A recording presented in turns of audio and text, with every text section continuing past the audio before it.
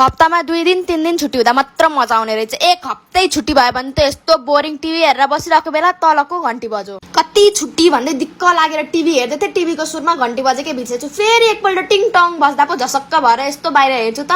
हिजो कार्तिक 25 गते मेरो बर्थडे भन्दै थिएँ, लौ न आज त गिफ्ट आयो। के गिफ्ट आयो होला भनेर हस्याङ फस्याङ गर्दै ढोका खोल्न गए। ढोका खोलेपछि त थाहा भयो आरा टेक्नोलोजीबाट।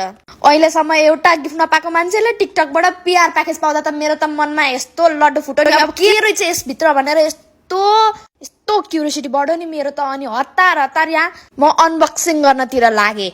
के छ भनेर हतार खोल्न थाले नि म त। यो बक्स अनबक्सिङ गर्दा पो थाहा पाए त यहाँ भित्र के रहेछ भन्दाखेरि त यहाँ त रहेछ मुन ल्याम्प। त्यो पनि कहाँबाट आएको हामीलाई आराटे 3D बाट।